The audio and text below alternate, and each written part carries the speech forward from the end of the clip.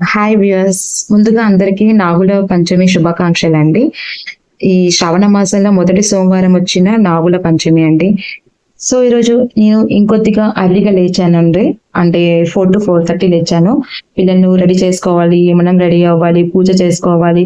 వాళ్ళు ఉన్నప్పుడే పూజ చేస్తే వాళ్ళు కూడా ఇంట్లో మొక్కేసి వెళ్తారు కదా, పుట్టకు వెళ్ళడానికి టైం ఉండదు ఇంకా. సో వాళ్ళకి ఇంట్లోనే పూజ చేసి మొక్కించేసి తీసుకెళ్ళిపోతాను స్కూల్కి. సో నేను పిల్లల్ని రెడీ చేసుకొని 6 అయ్యిందండి. కిందికి పిల్లల్ని నేను అందరం కలిసి కిందికి వెళ్ళాము ముగ్గు వేయడానికి. ఈరోజు నాగుల పంచమి కదా, సో నేను నాగుపాము అని ముగ్గు వేశాను. చాలా బాగా వచ్చింది. ఎప్పుడు వేసినా చాలా బాగుంటుందండి. అందరికి ఇష్టపడతారు కూడా అందరు కూడా ఇక్కడ. సో మీరు ఈ ముగ్గు ఎలా వేయాలో తెలుసుకోవాలంటే నాకు కామెంట్ చేయండి. నేను షార్ట్ వీడియోలో అప్లోడ్ చేస్తాను. చాలా ఈజీగా ఉంటుంది. మనము పండుగ రోజు ఇలా స్పెషల్గా వేసుకుంటే చాలా బాగుంటుందండి. నేను ఎప్పుడు ఏ పండుగలకు ఏ ముగ్గు వేయాలో అవే వేస్తానండి. ఎగ్జాంపుల్, శ్రీరామనవమికి బాణం గుర్తు, దీపావళికి దీపాలతో, ఉగాదికి ఉగాది పచ్చడి కుంభం అని ఇలా వేస్తుంటాం. అంటే ఏ పండుగలకు అవి వేస్తే స్పెషల్ గా ఉంటాయి కదా. నిజానికి ఈ నాగుల పంచమి అనేది నేను బాగా నమ్ముతానండి. ఎందుకంటే నేను ఒక ఇన్సిడెంట్ ఫేస్ చేశాను. 2 years బ్యాక్ ఇలానే ముగ్గులు వేసుకున్నాను, పూజ చేసుకున్నాను ఇంట్లో. కానీ పుట్టకు వెళ్ళి పాలు పోయలేదండి. ఆ డే మా బాబు ట్యూషన్కి వెళ్ళేసి వచ్చాడు. వాడు వాష్రూమ్కి వెళ్ళేసి డోరు వేస్తూ ఉన్నప్పుడు ఎలా పడిందో ఏమో తెలియదు, ఒక సైడ్ నుంచి ఫోర్స్ తో పెట్టేశాడు డోర్. దాంట్లో వేలు అనేది నలిగిపోయింది. నేను చాలా షాక్ అయినది, చాలా ఓవర్గా అయిపోయింది. ఇక నాకు తెలిసిన ఆంటీ అన్నారు, నువ్వు ఈ ముగ్గు వేసుకున్నావు, పూజలు చేసుకున్నావు, కానీ పుట్టకెళ్ళి పాలు పోసి అయిపోయేది కదా. దీంట్లో నాగుల చవితి అంటే పిల్లలు కూడా బాగా చూసుకుంటుంది దేవత. పిల్లలకు కూడా అది స్పెషల్ అంటారు. అంటే ఇక నేను దేవతకు మొక్కున్నాను, ఏం తప్పున్నా క్షమించు తల్లి అని. సో పిల్లల విషయంలో ఇలా అడిగేసరికి నాకు ఏం చేయాలో అర్థం కాలేదు. కానీ ఇది ఎంతవరకు నిజం అనేది కాదు. సో మనము ఒకటి మాత్రం ఫాలో అవ్వాలండి. మన పెద్దవాళ్ళు ఆచరించే సాంప్రదాయాలను అన్ని మనం ఫాలో అవుతుండాలి. మన కోసం కాదు, మన పిల్లల కోసం మనం చేస్తూ ఉండాలి. అది నేను నమ్ముతాను. సో ఇలా మా పిల్లలతో పూజ చేయించాను మార్నింగ్. తర్వాత వాళ్ళకు ఇడ్లీ చేసి పెట్టేశానండి. ఇడ్లీ బ్రేక్ఫాస్ట్ అయిపోయింది రోజు. సో వాళ్ళు తినేసిన తర్వాత బయలుదేరిపోయారు.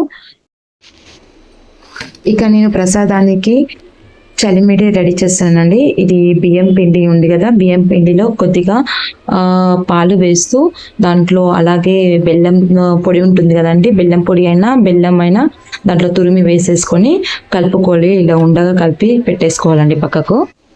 తర్వాత నువ్వుల చనిమిడి చేస్తానండి. ఇది నువ్వులు ఉంటాయి కదా, తెల్ల నువ్వులు మిక్సీ పట్టించేస్తాను. దాంట్లోనే బెల్లం వేసేసి మిక్సీ పట్టాను.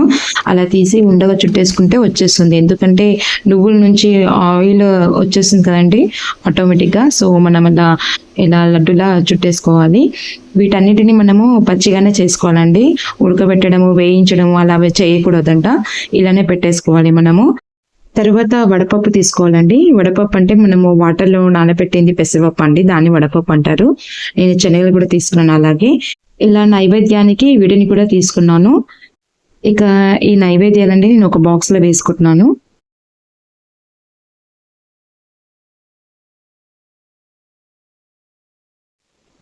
ఇంకా దీంట్లో ఎర్రటి పువ్వులు, అరటిపండు, కుంకుమ, పసుపు, ఇక ముగ్గు కూడా నేను ఒక ప్యాకెట్లో వేసుకున్నాను అక్కడ ముగ్గు వేసుకోవడానికి. సో ముగ్గు అంటే బియ్యం పిండి అండి, బియ్యం పిండి మాత్రమే తీసుకున్నాను. పాలు ఒక సీసాలో, అలాగే కొంచెం ఆయిల్, దాంట్లోనే ఒత్తులు వేసుకున్నాను,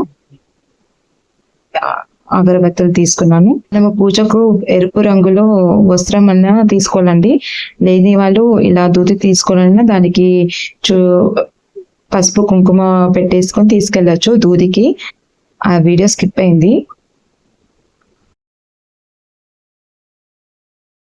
ఇక నేను పుట్ట దగ్గరికి బయలుదేరుతున్నానండి. ఇక మేము పుట్ట దగ్గరికి వెళ్ళిపోయామండి. పూజలు చేస్తున్నారు, చాలా మంది వచ్చారు. నేను అక్కడే ఒక ప్లేస్ చూసుకొని చిన్నగా సర్ప ముగ్గేశాను. తర్వాత పాలు పోసేసి ఇక పూజ చేసేసుకొని ఇక దేవుడికి మొక్కేసుకొని బయలుదేరిపోయామండి.